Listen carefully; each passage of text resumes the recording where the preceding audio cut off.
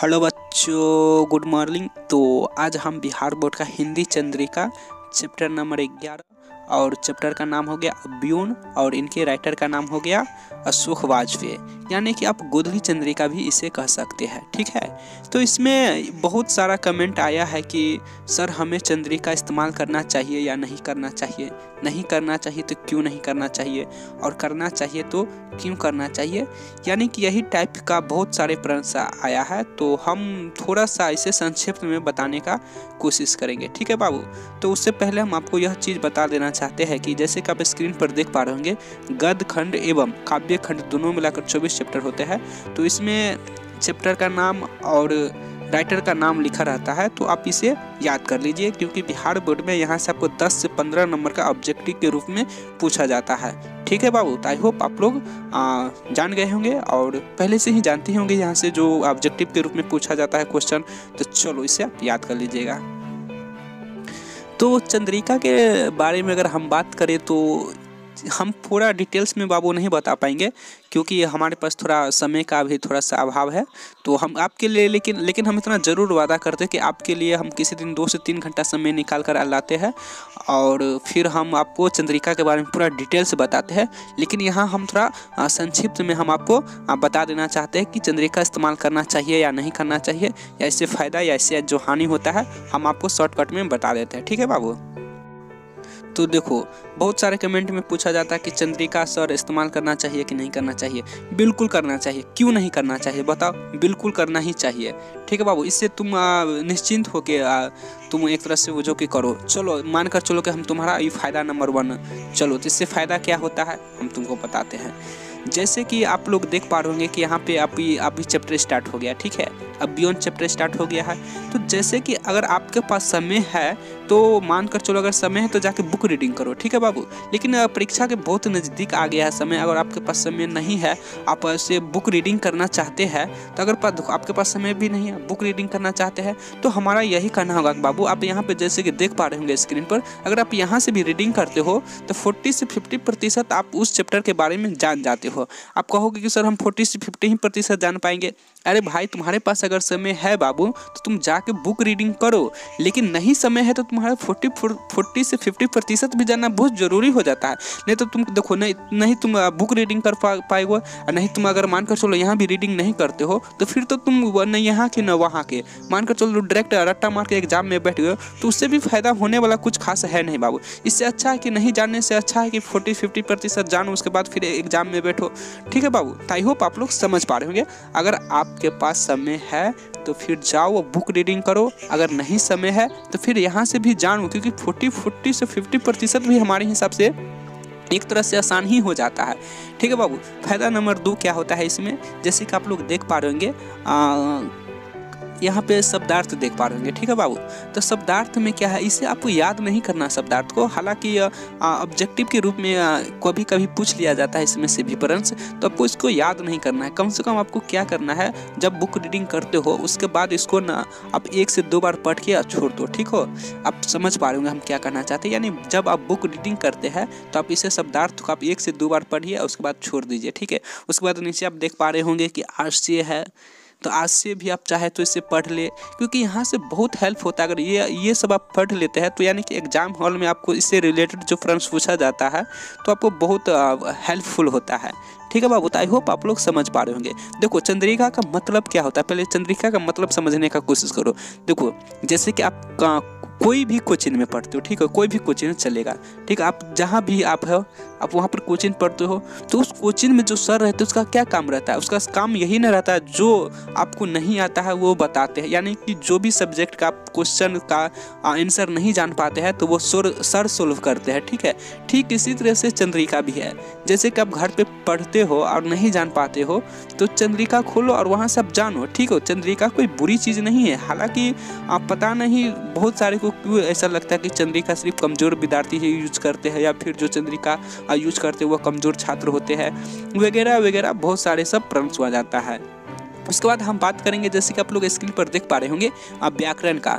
तो जैसे कि आप लोग भी जानते ही हैं कि व्याकरण जो होता है इसमें भी तो 10 से 15 नंबर का ऑब्जेक्टिव पूछा जाता है। बिहार बोर्ड में व्याकरण से भाई 10 से 15 नंबर का ऑब्जेक्टिव पूछा जाता है। तो फिर तुम यहाँ से तुम तैयारी करो ना, जहाँ से पूछा जाता है तू लोग वहाँ से तैयारी ही नहीं करते हो। अब पता नहीं कौन सा गाइड खरीद लेते हो, फिर क्या क्या व्याकरण का गाइड खरीद लेते हो, इधर उधर से पढ़ना शुरू कर दो। एक तरह से तुम रट्टा मारना शुरू कर देते हो। इससे अच्छा है कि क्लास हिंदी का स्पेशल क्लास पकड़ लो अगर तुम्हें व्याकरण में कुछ बढ़िया करना है तो। ठीक है बाबू, आई होप हमारा ये नहीं कहना है कि तुम नहीं पढ़ो, ठीक है, तुम पढ़ो, व्याकरण से भी गाइड खरीद के रट्टा मार रहे हो तो बहुत अच्छी बात है। लेकिन देखो बाबू, अब उतना देखो, अब तुम व्याकरण का बुक कहीं से उठा लेते हो, उससे रट्टा मारना स्टार्ट कर देते हो, लेकिन उतना श्योर तो नहीं रहता है ना कि यहाँ से पूछा ही जाएगा।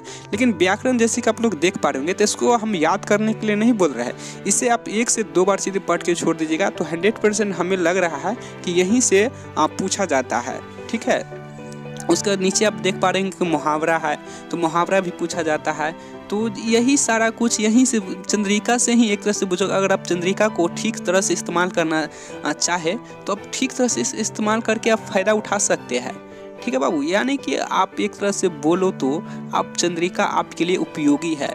भले कोई नहीं, देखो आप लोगों के मन में क्या चलते होंगे कि जैसे कि आप लोग चंद्रिका इस्तेमाल करते समय अगर आपसे कोई जूनियर आ जाते होंगे तो चंद्रिका आप फटाफट से बंद कर लेते होंगे और किताब के नीचे चंद्रिका सीधे रख देते होंगे कि कहीं कोई देख के ये नहीं बोले कि हम पढ़ने में कमज़ोर छात्र है, या फिर उल्टा सीधा सोचने लगेंगे हमारे बारे में, व्हाटएवर। तो आप लोग यही करते होंगे, लेकिन हम आपको बता दें कि Chandrika is the very useful. अब देखो, अब फिर हम अगला बात क्या फ़ायदा बात करेंगे, जैसे कि आप लोग क्वेश्चन देख रहे होंगे, ठीक है, तो इसमें देखो, इसमें थोड़ा सा ठीक से समझने की कोशिश करना बाबू।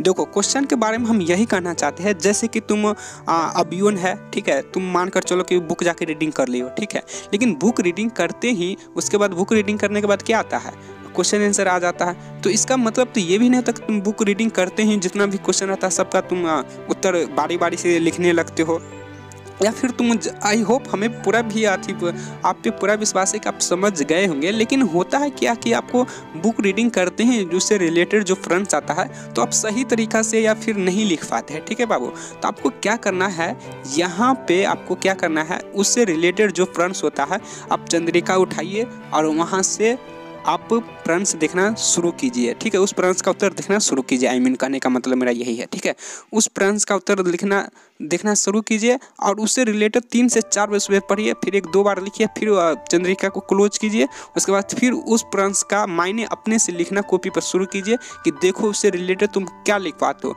तुम इस तरह से इस्तेमाल कर सकते हो। ठीक हो, चंद्रिका कोई बुरी चीज़ है ही नहीं। पहले ही हम आपको बता दिए कि जिस तरह से तुम अपने क्लास में कोई क्वेश्चन नहीं आने पर सर से पूछते हो, ठीक इसी तरह से तुम जब घर पे पढ़ते हो और नहीं तुम्हें उस क्वेश्चन का मायने मालूम होता है तो तुम बहुत अक्सर आदमी क्या करता है, जो जहाँ पढ़ते पढ़ते जहाँ फंस गया, जिस क्वेश्चन में जाके फंस गया वहाँ से उस पढ़ाई बंद कर देता है।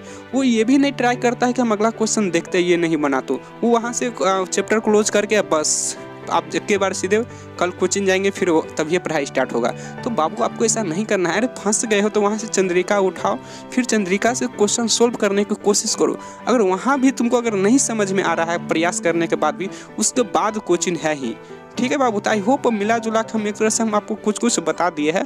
तो चंद्रिका आपके लिए उपयोगी है और इस्तेमाल करना ही चाहिए।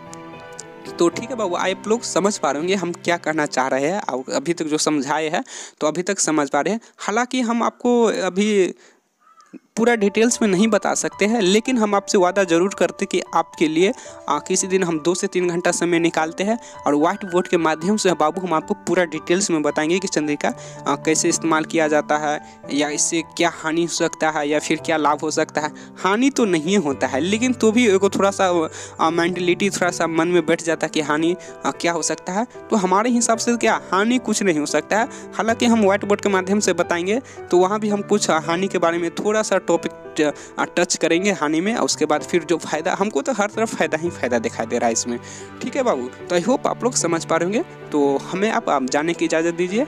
तो फिर हम जाते जाते सिर्फ हम यही कहेंगे बाबू, आप प्ले लिस्ट में जाइए और अगर आप सब अभी तक आपसे कोई भी चैप्टर का कोई भी क्वेश्चन छूट गया है तो आप यहाँ चंद्रिका से कवर कर सकते हैं। ठीक है बाबू। तो आप जाइए प्लेलिस्ट में और वहाँ पर हर एक चैप्टर का ठीक इसी तरह से चैप्टर बाय चैप्टर करके वॉइस रिकॉर्डिंग या फिर बुक कवर करके डाल दिया गया प्लेलिस्ट में, तो आप वहाँ से आप देख सकते हैं।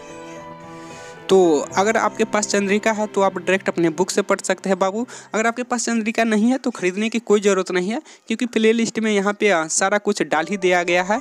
और फिर तो आप प्लेलिस्ट में जाके चंद्रिका आप उपयोग में ला सकते हैं। और ख़ास करके हम आपको तो पहले ही बता दिया कि हम आपके लिए कभी समय निकालते हैं तो हम आपको पूरा चंद्रिका के बारे में फुल डिटेल से बताएंगे। तो ठीक है बाबू, तो जब तक के लिए हमें इजाज़त दो चलने के लिए।